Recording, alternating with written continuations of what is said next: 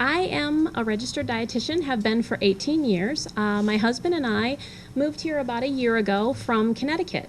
We've lived all over, originally from downstate, grew up in Howell.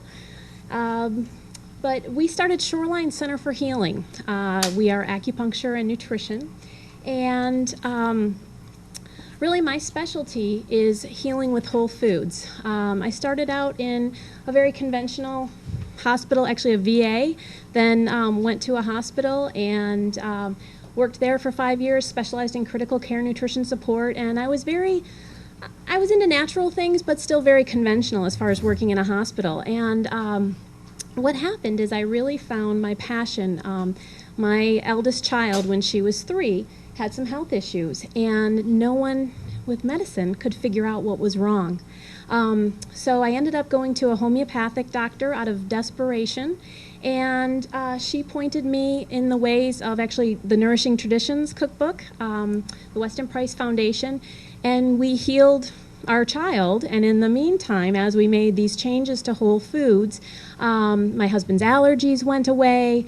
I started incorporating it into my practice. I did a private practice, and it just changed our way of life forever. So my daughter is now 14, and I have a son as well. Extremely healthy, vibrant, wonderful kids. Hardly ever get sick, and we attribute it to the way that we learned to live and getting control back into ourselves, taking control.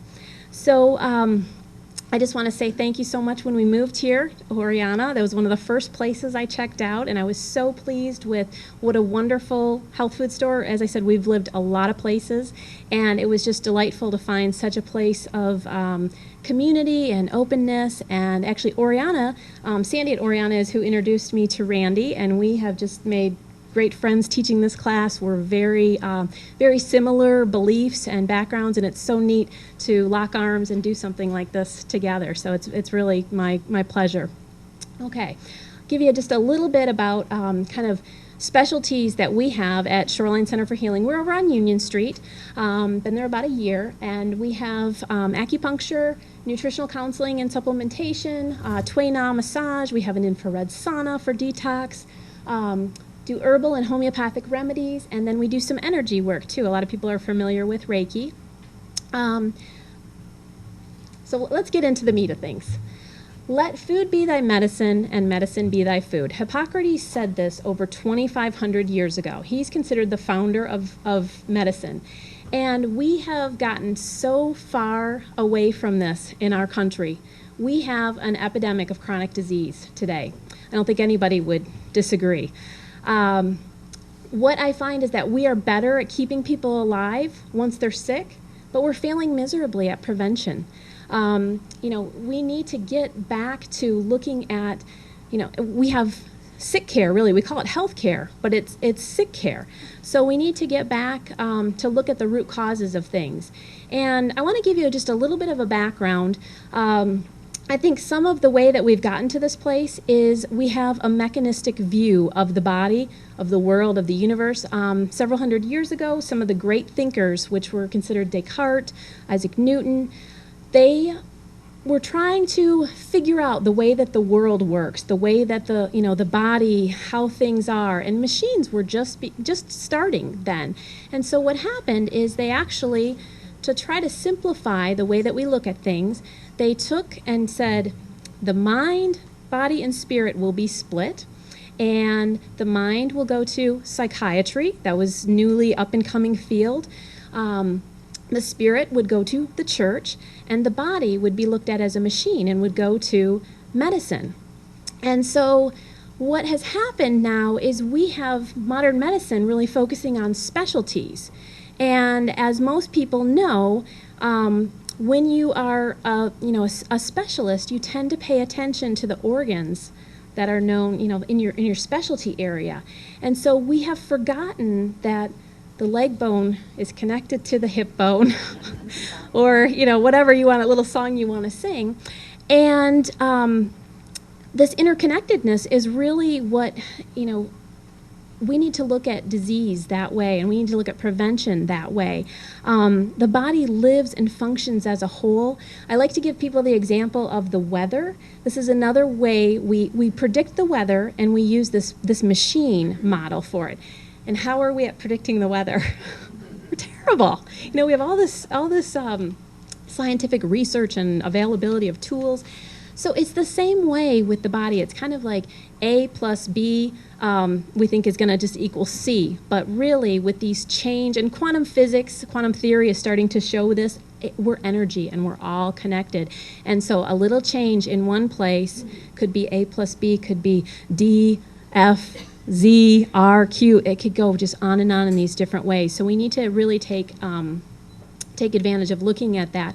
And so on the bottom of my slide here, I have, modern medicine now has found, or really has come to, if you can't drug it or cut it, then you can't be treated. And so we see a lot of people that have come to the end of their ropes with modern medicine and come to us for help. And nutrition is just, everything can be helped with nutrition. So we start with that. Okay. Did you know we get sick and age too rapidly because we're toxic? Things like medications, antibiotics, processed foods, chemicals, stress. The list could go on and on. And really, I want to simplify the disease process and talk about it's a result of wastes and toxins building up in our system. Chronic disease is due to the body's inability to expel these toxins, and things like inflammation, that is the body's trying to house clean, basically, trying to get those toxins out. Even things like fever, cough, a cold, your body's trying to expel something. And what happens is when we block the body's symptoms, when we take a medication to block a symptom, then we end up driving that illness or that disease deeper, and you end up with chronic diseases. That's what I think. That's what we've found in our practice. So what we want to do is, there is definitely a place for medications. I have a lot of people ask me that and say, oh, well, should we never have medication? No, antibiotics can be life-saving when you have sepsis, when you have pneumonia. It's just we shouldn't be going for everything to the doctor to get an antibiotic. Long term, we're going to end up with a lot of problems and a lot of digestive problems because we kill off the good bacteria as well as the bad. They're not selective, unfortunately. Okay, so toxins can be eliminated by eating clean food and opening your elimination pathways. What I mean by elimination pathways are your breathing, your skin, your kidneys, your bowels. So we're going to talk about that. It's not always the most comfortable topic, but my kids get mad at me because I talk about this stuff a lot, but it's part of what we need to do. Americans spend 10% of their income on food and 18% on health care, or what I call sick care. And whereas Europeans spend the exact opposite. They spend 18% on food and 10% on health care. What do you think? There's a direct link between the quality of your food and better health. I call these my SAD statistics. This stands for the Standard American Diet. And we have 80 million people with heart disease in this country. We have 1 in 3 women and 1 in 2 men will have cancer in their lifetime. This makes me absolutely sick. I remember probably 38 years ago as a little girl being with my grandmother, and I remember at that time it was her cousin's friend had cancer. That was the only person I had ever heard of with cancer. And my grandmother told me, in your lifetime, we will have a cure for cancer. All this research, this money that's being spent. And I look at these statistics and I say, oh my gosh, this is horrible what we've come to. But the thing is, we do have a cure for cancer. Anybody know what it is? It's a strong immune system. So that's what, we want to talk about, ways to build that.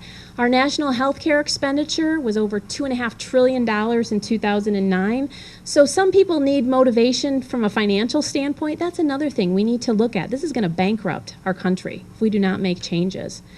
The good news is that 85% of chronic disease is due to lifestyle choices, so I think that's good. It gives us hope. The statistics are even worse for our kids. Government spent billions again trying to find a cure for heart disease, cancer, other diseases. And the conclusion is that disease is easier to prevent than it is to cure. The number one recommendation, again, this isn't rocket science, number one recommendation to prevent disease is to eat more fruits and vegetables. How are we doing with that? This is the new, I'm sure many of you remember, I remember in my 18, almost 19 years of my career, we started out with the 4 food groups. We've had the food guide pyramid multiple different ways. So now we have the MyPlate. I like this illustration better as far as half of your plate should be fruits and vegetables at every meal. It's not implemented the most. It's like, do you remember the 5-a-day food campaign we had, 5-a-day fruits and vegetables? Now the servings are, we couldn't get that, so now the servings have been raised to 9 to 13. So we need to find ways, and Randy and I will talk about that, ways to implement these. Okay, so talking about bowels, we should be moving our bowels a minimum of once every day, but ideally every time we eat. People cannot believe this. It's like a newborn baby. Every time they eat, something goes out. Otherwise, we start to build up these toxins inside of us. I have a lot of people that their physician says, it's okay if you don't go every, 3-4 days, once a week, that's normal for you.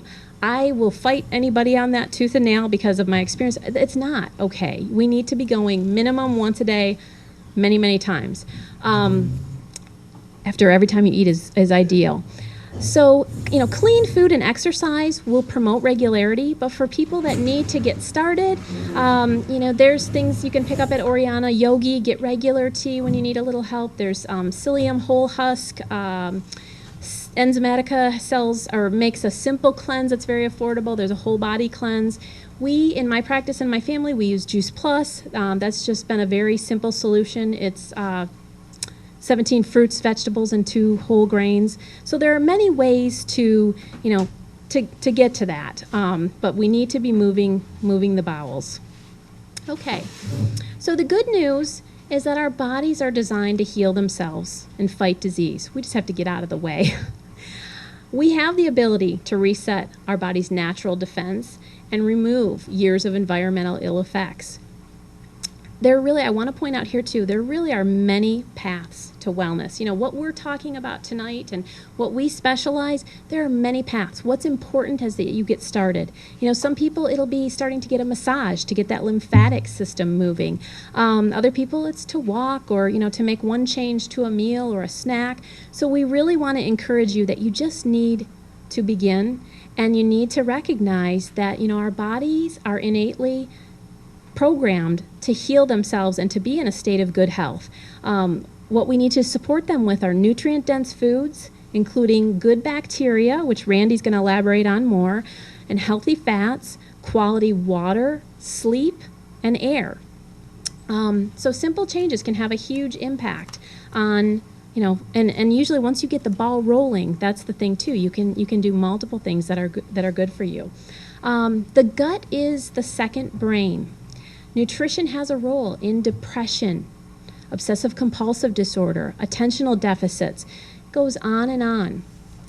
Back to another Hippocrates quote, he said, all disease begins in the gut.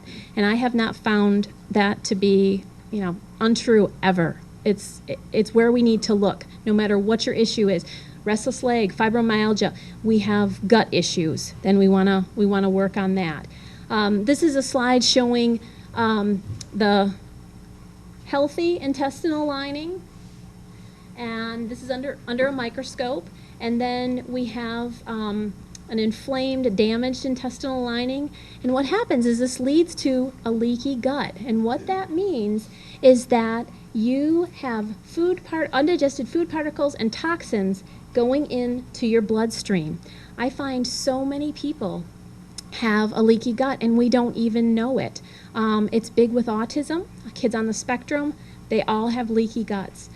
So we need to listen to Hippocrates, go back to the gut, and what we want to do is heal and seal the gut. We want to get rid of the junk food, the processed foods. We want to do whole foods. We want to read ingredients of any foods that we are buying. If we can't identify whole foods, I just mean that you can identify exactly where it came from, a plant. It's in its natural form. Anybody familiar with the field of epigenetics? You guys heard that word before? This is something that's really good. I see a hand. This is something that is up and coming. It is really powerful stuff that what the science is showing is that our environment and our choices can influence our genetic code. There was a Time magazine article within the last year of why your DNA isn't your destiny. So 80% of your genes can actually be turned on or off by our choices. So it's not, a lot of people say, oh, this cancer runs in my family, or this runs in my family, I'm going to get that. We have the ability to make these changes, which is really powerful. So healing with whole foods.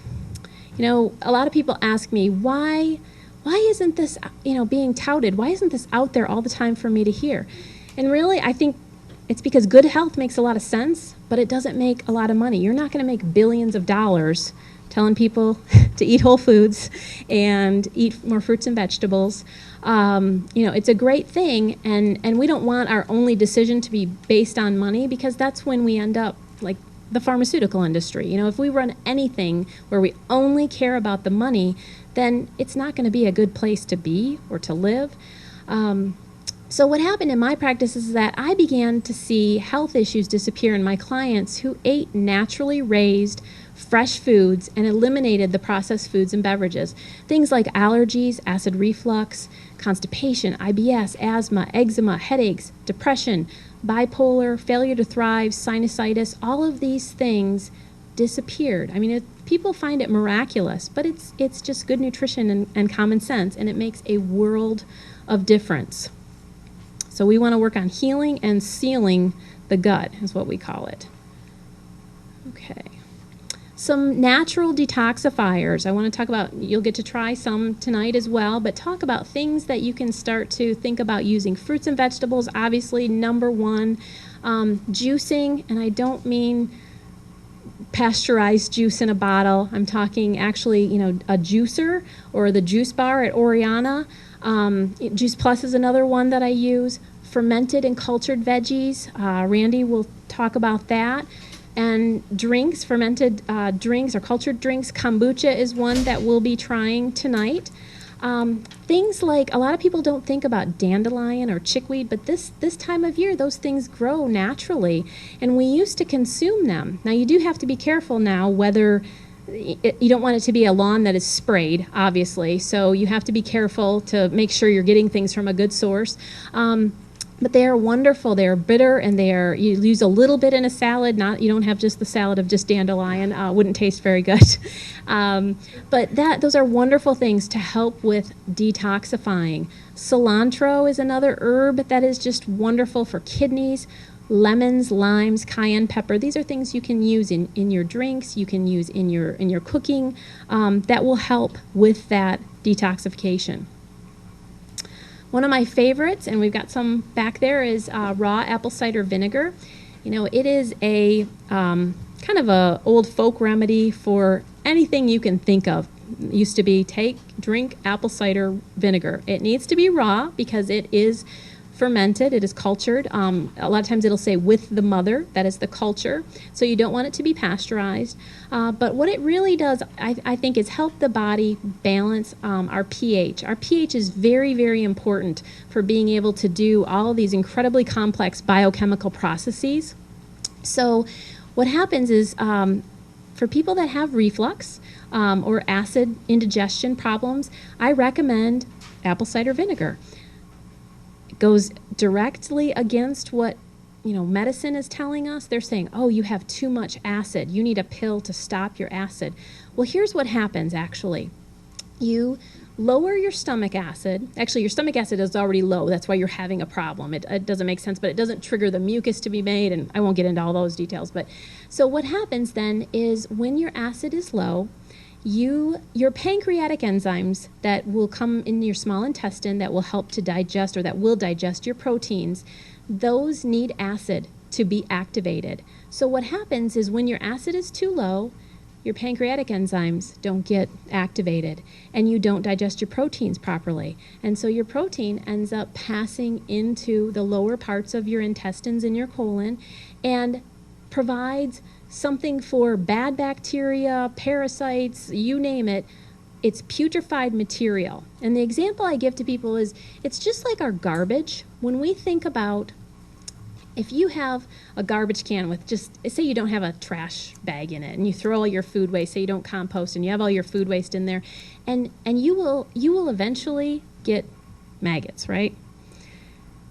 We can come and we can kill those maggots, and we can chemical treat them. We can do these again and again, but really the root of the problem is that you have garbage there that is decaying. They are there, the maggots are there for a purpose. They're actually there to feed off of that, and to nature is trying to help clean it up. So it's the same in our digestive tract. If we have stuff going, or leaky gut, or protein not being digested, we have that getting down to the bottom of our digestive tract. We are going to have putrefaction. We are going to have bad gas, very foul stool. It's a sign that nature is trying to clean it up, but we need to correct digestion. Coconut oil is another one of my favorites. Coconut oil is antifungal, antibacterial, antimicrobial.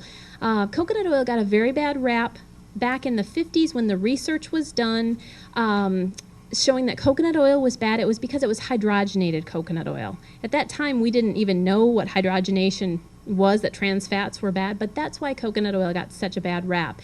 Coconut oil is a wonderful, healthful oil. It's very good to help bring back the body's ecology, the good, your good inner ecosystem in your gut. And it is the only fat that you don't need a gallbladder to digest. It's medium chain triglycerides, so it's ready. We actually use this in my critically ill patients when I first worked in the hospital. That was my first exposure with coconut oil. It's also wonderful on your skin. We're not going to go into skincare products tonight, but I'm one of those people that believes that you should your skin is your largest organ, and you should only put on your skin what you would eat. That's what we use as a moisturizer in our family. We have a jar of coconut oil, and I just refill it, and when you get out of the shower, you put it on, and it works very, very nice. Fiber. Fiber can be wonderfully detoxifying as well and help with digestive issues, but what I want to point out, and we'll go into this more in our next class, but what I want to point out is that when people have a leaky gut and have major digestive problems, fiber can actually cause more problems, because when you do not have good bacteria, you have actually that going and being in places where it shouldn't, and it'll give the bad bacteria a place to harbor. It's very it can be very irritating to an intestinal tract that's already has a problem. So we'll talk more about that, but I just want to kind of give the heads up on that, and also mention that anything that is a seed, so anything that you could plant and it would grow, should be soaked or fermented. That's another trick too. A lot of people that do have gluten issues can do very well when they properly prepare them, and you need to soak them for at least 8 hours. So keep that in the back of your mind as well. Okay, this is one of my favorite slides. This is, you're not supposed to be able to read all of those, but this is just showing what's in an apple that we know of so far. There are 10,000 phytonutrients. I think there's probably even more. We will, as our science gets better, we will find these things. But this is where I want to talk about whole foods and synergy. When the body has a whole food, it knows what to do with it. There's about 60 milligrams of vitamin C in an apple. It is used to the maximum capacity because I'm not even going to try to explain why, because I don't think we really know. Nature is always better than what we can synthesize. Comparing what you would have to take as far as a multivitamin to get the amount of vitamin C or the benefits in an apple, it just is night and day. You want the real food. You want the whole food. Okay. All right. Sustainable farming and growing your own. You know, this is another thing. Oriana is wonderful with providing a place that we can get wonderful produce. There are, you know, community-supported agriculture, CSAs, and really it's better for the environment. It tastes better. It's better for us. So looking at where our food comes from, we need to be much more active at doing that. You know, there are about 30,000 new processed foods that come out every year. Just say no. Speak with your money. Money talks louder than words. Okay. I also want to just mention a term. I love this term, nutrivore. Have you guys heard of that one? You know, locavore, all that. Nutrivore is somebody who wants to maximize their nutrient density that they are taking in. And that's another thing too. When you have these beautiful colors in your foods, you are getting, you know, you want to eat a rainbow. And that's where you want to get your maximum nutrient density that will take care of whatever ails you. We don't have to know, do I need more calcium? Do I need this? Do I need that? It's like you can just step back, and when you eat whole foods and simplify things, it will take, you know, the body will take care of itself. Okay, for those people that don't have space, and if you're by our office on Union Street, there's a new hydroponic, aeroponic tower garden that we are just having a blast with. And you can grow anything except root vegetables in it. And for those of us, I have a huge 2 flats of vegetables waiting to be planted on my, you know, they're inside my house right now waiting to go outside. And we had frost this morning. We live south of town. So if you want to start earlier, that's another thing that this provides. You can extend your growing season. And we have that at our office, which is, you know, very fun. We just planted it a week ago. Actually, Randy and Sherry that are here helped us plant it. Okay. I want to talk a little bit about animal products. You know, many people say you have to be vegan. Animal products are horrible.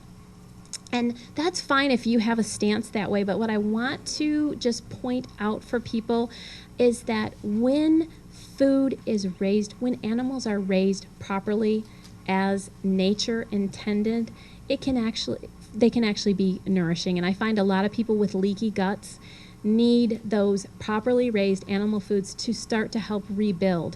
So I want people to start looking at how things are raised. We have so much factory farming. That's what has happened. That's what has made animal foods be bad for us.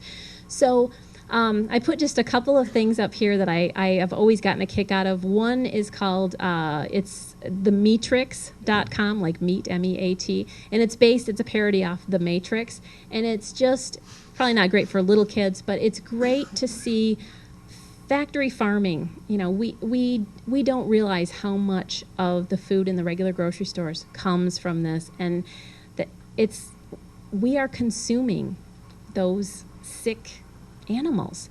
70% of the antibiotics that are manufactured are actually put into livestock feed just to make them grow faster and bigger. It's not that they're treating a sick animal. It is there as, again, bottom line is money.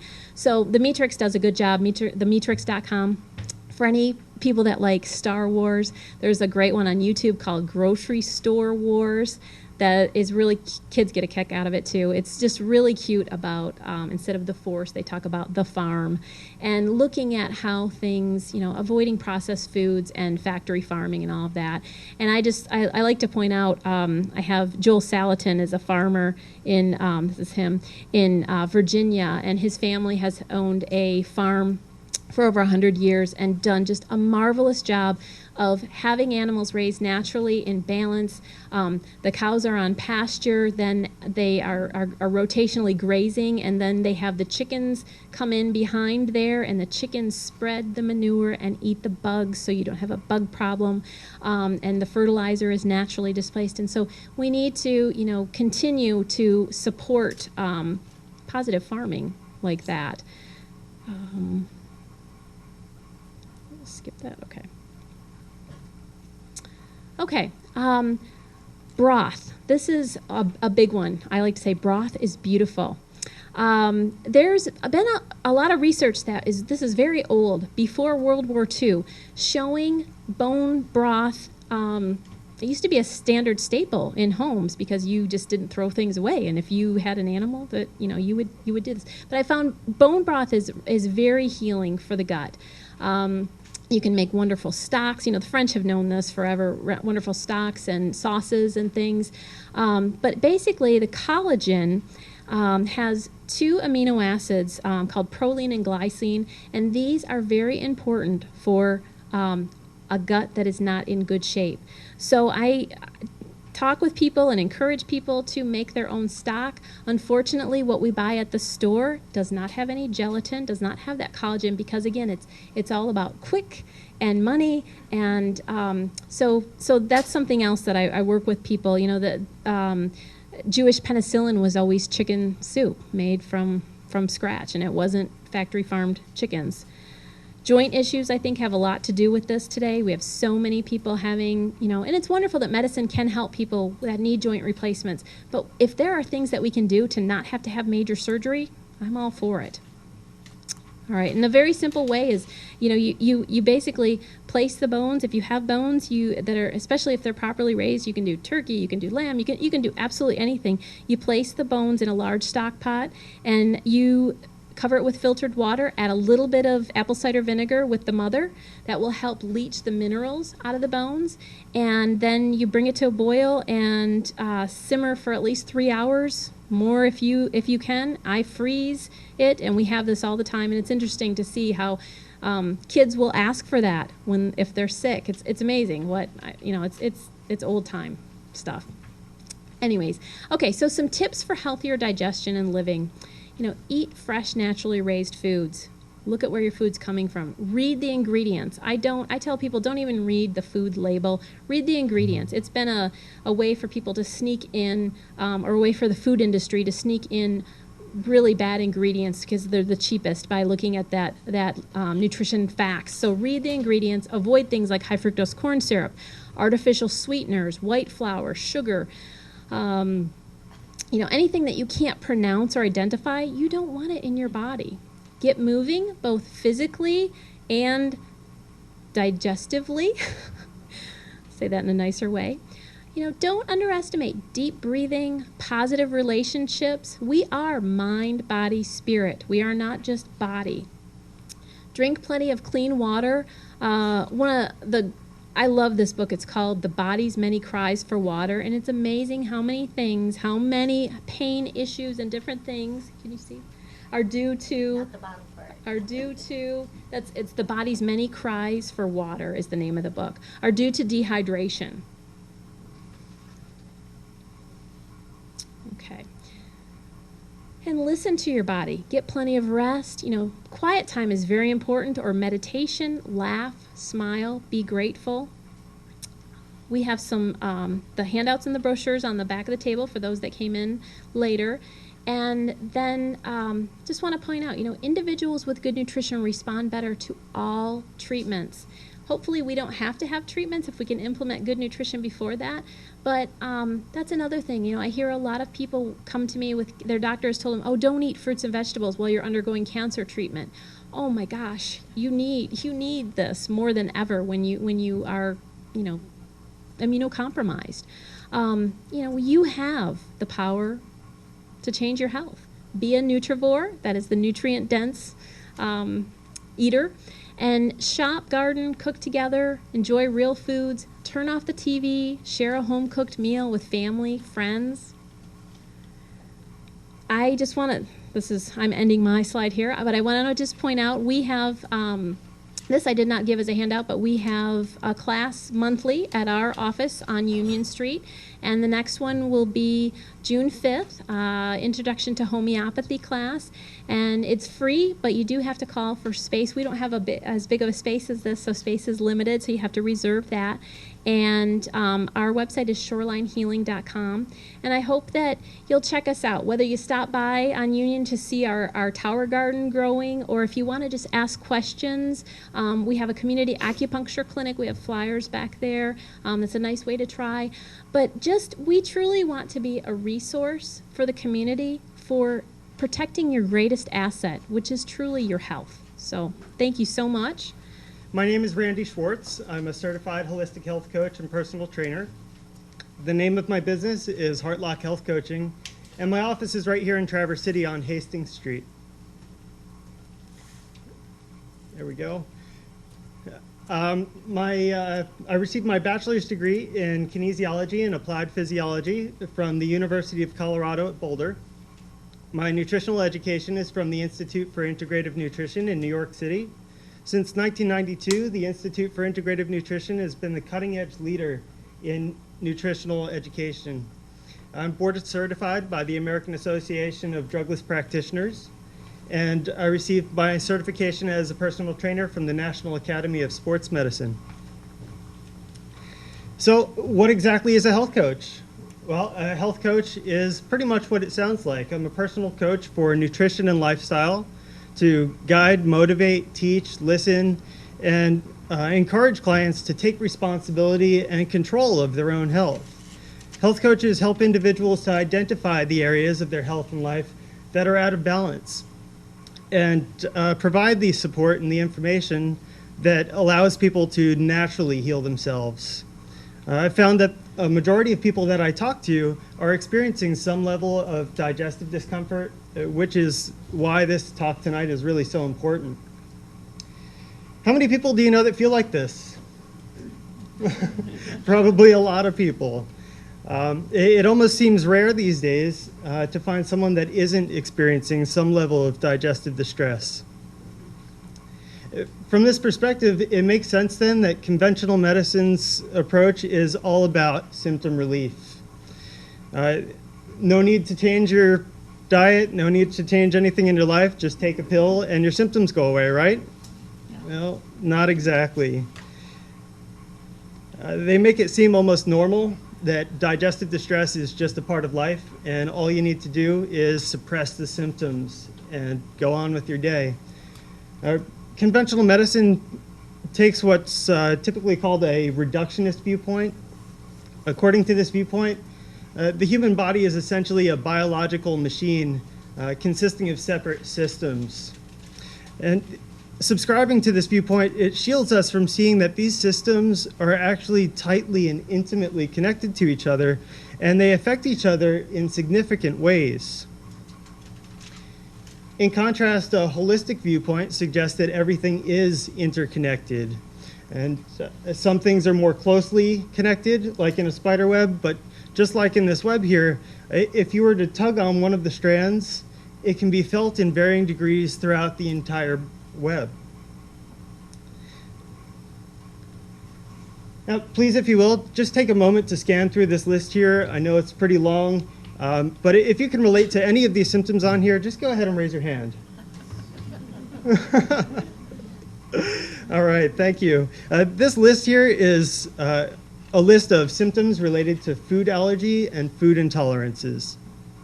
The list here is long and far-reaching, well beyond just the obvious gas and bloating. And just like in the holistic example, the symptoms can be felt in areas throughout the body, including bowel disorders, lack of energy, anxiety, anemia, bone density loss, muscular aches, dizziness, headaches, asthma, ear infections, eczema, depression, areas where you wouldn't really expect when you're talking about food. Therefore, it makes sense that digestion is the key to health in the body. Physics tells us that matter is neither created nor destroyed, and what that means is that every cell in our body has been created by the matter that we consume, and everything that we consume has to first travel through our digestive tract to be converted into the building blocks and the fuels that our body uses to grow and thrive. So indeed, you are what you eat. And the body is constantly replacing and repairing its cells. So if you think about it, what do you want your new body to be made of when it's replaced those cells? Do you want it to be made of trans fats, preservatives, artificial colors and flavors, refined sugars, bleached mineral depleted flour, or organic vegetables and fruits and whole grains rich in vitamins and minerals, amino acids, enzymes, complex carbohydrates? And logically, it's a no-brainer that we want our bodies to be built by the best building blocks, running off the cleanest fuels, but that's not what the average person is buying at the grocery store. It just isn't. We've been lured into believing that healthy food tastes bad, but the reality is that healthy food has a shorter shelf life and is therefore less profitable to sell. So what type of food do you think is going to get more advertising time? Long shelf life or short shelf life?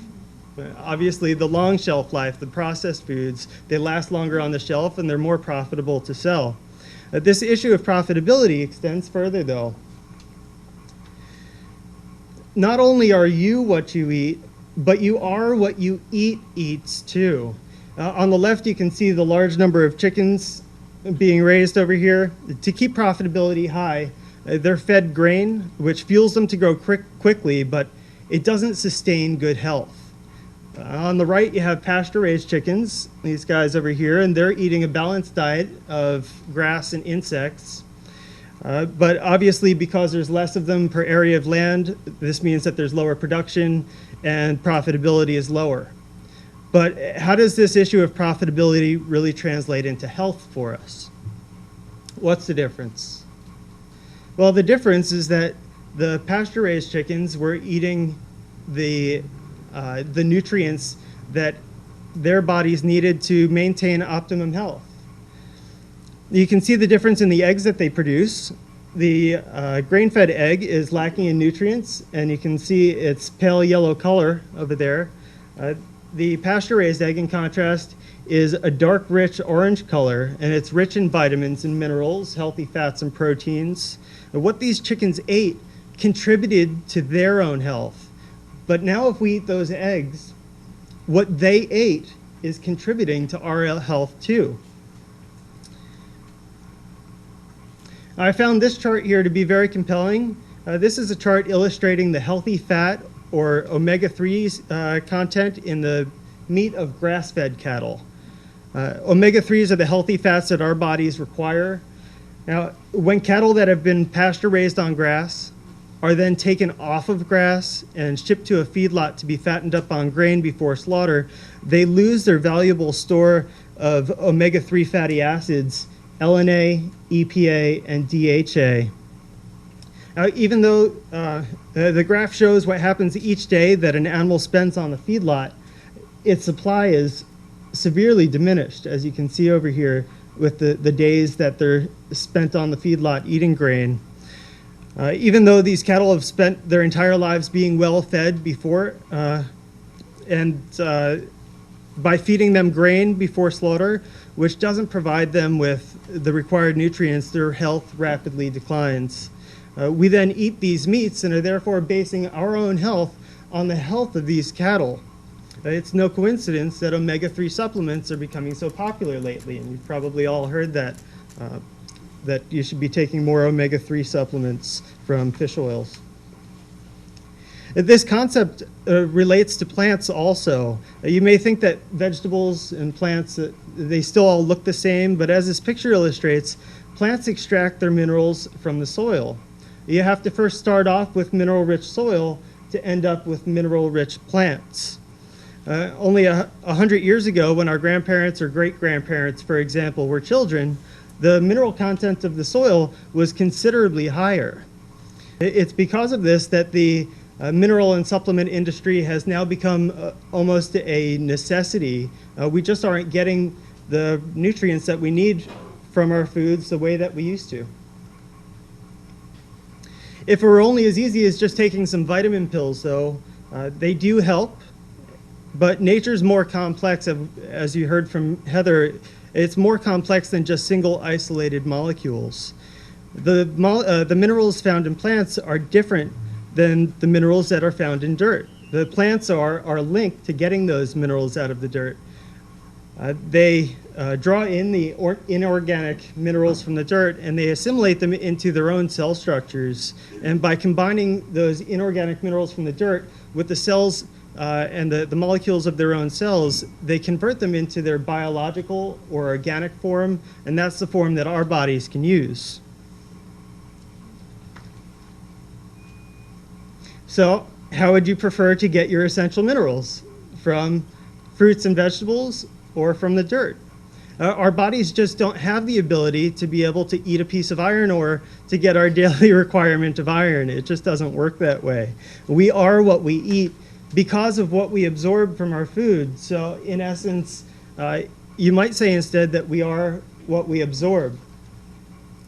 Maintaining a healthy digestive system is important, not just for living pain and symptom-free, but your intestines, they don't have the level of pain receptors that our skin and our muscles have. What that means for you is that once you've actually gotten to the point where you're experiencing pain and discomfort, you've probably actually had the problem going on for quite some time.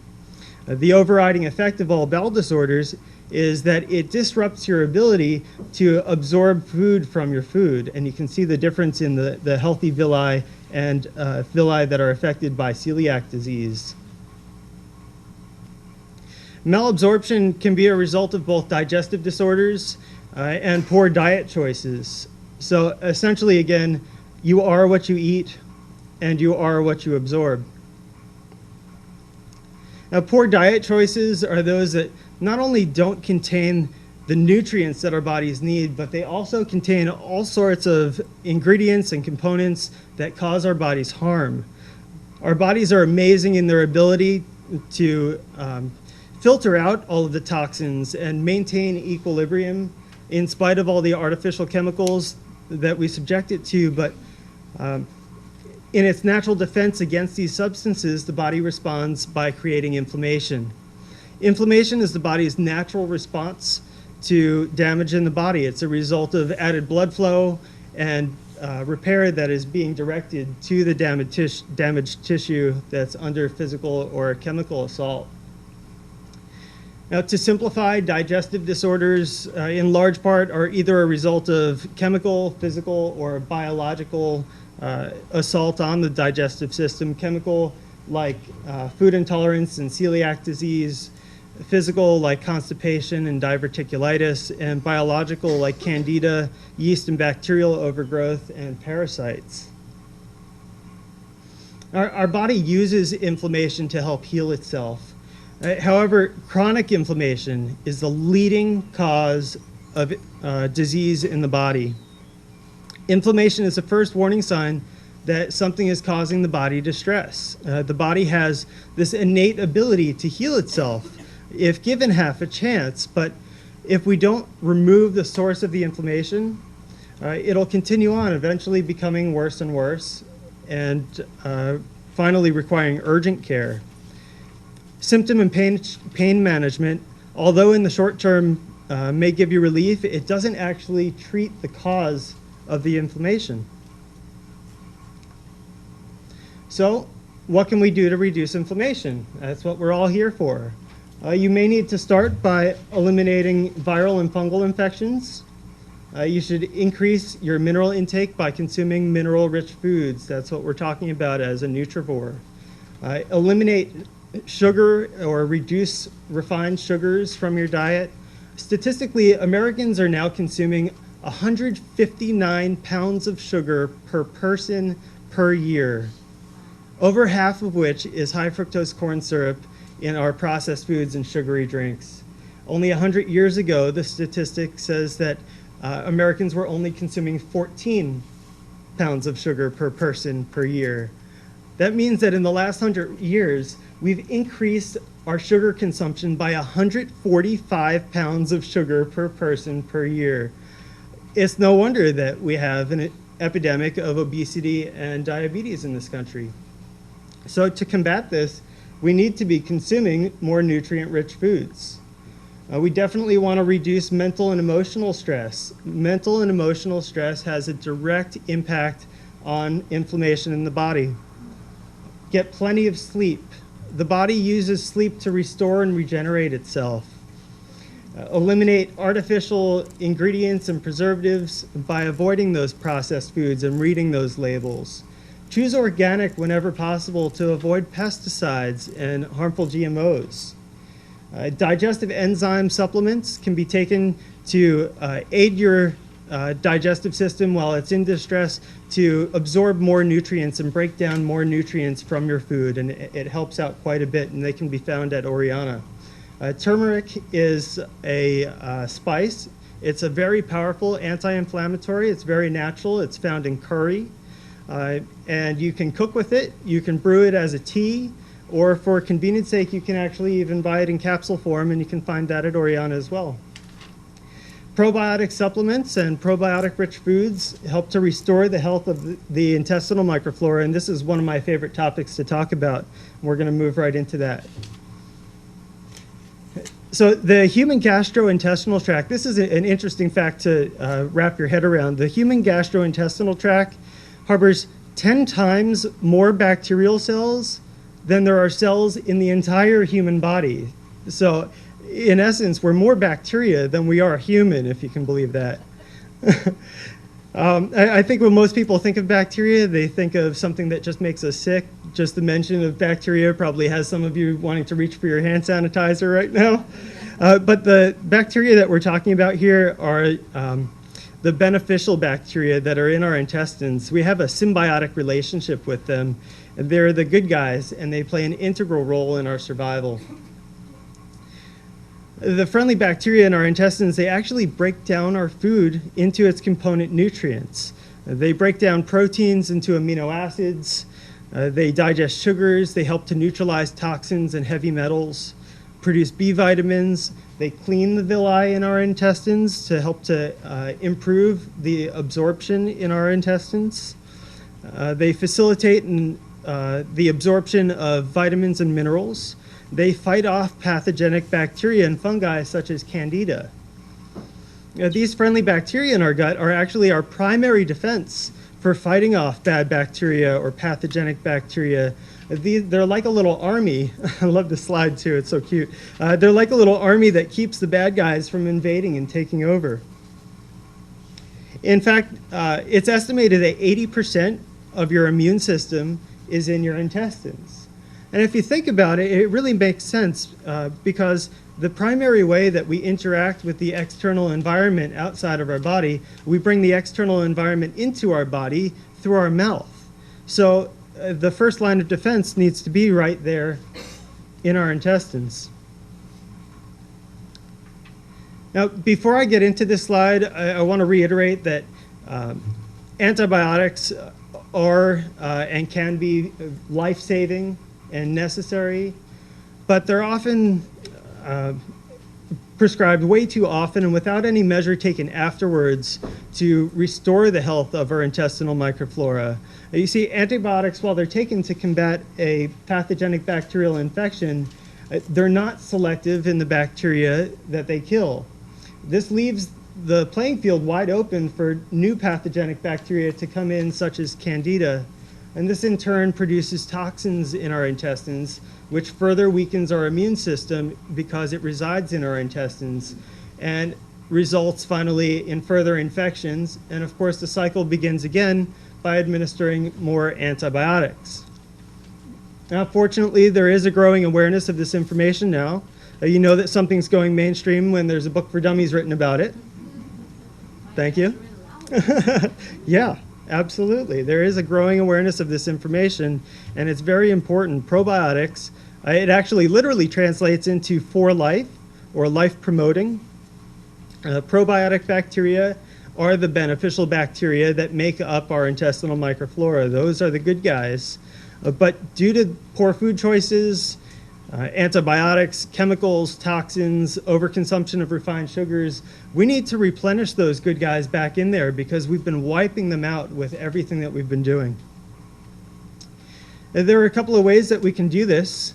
Probiotic supplements have become quite popular, but they do have a couple drawbacks to them. They're expensive, especially if the whole family is taking them, which it should be. But aside from the expense, probiotics in pills very often are grown in a laboratory, then removed from their food source, isolated, spun through a centrifuge, freeze-dried, packaged, and shipped all over the country. And what that does is it makes the bacteria in those probiotic pills more fragile than they should be and much less capable of actually taking residence in your intestines and becoming and multiplying into your new microflora, which is what we want. Although they do help with day-to-day digestive support, and I definitely recommend that everybody take them, they just aren't as potent as consuming them straight from the source. Now, the source, as you've got a little bit of a teaser on, is from fermentation. Foods such as cultured vegetables, like you see in the slide right here, a simple explanation of what fermented or cultured foods are foods that have been aged and preserved by fermenting them with probiotic bacteria. Some cultured foods that you're probably familiar with already are sauerkraut, kimchi, kombucha, kefir, miso, and tempeh, and way too many others to list right now. And I believe we even have a couple that you can sample at the back after this talk. You can find some of these at Oriana so that you can start introducing them into your diet right away. Fermentation is traditionally how we used to preserve our foods throughout history. We've really only forgotten about this traditional method in more recent generations because we rely so heavily now on refrigeration and chemical preservatives to keep our food from spoiling. The primary health benefits of eating cultured vegetables is that they provide the healthy, thriving, beneficial bacteria that are strong and vibrant and healthy and promote the growth and the repopulation of our intestinal microflora. These good guys, as I mentioned, are responsible for providing us with our B vitamins. They aid in the breakdown of proteins into amino acids. They reduce inflammation in the body. They are instrumental in fighting off and preventing pathogenic bacteria. In my opinion, cultured foods are actually one of the most important food groups that we've forgotten about, and you should be consuming them every day.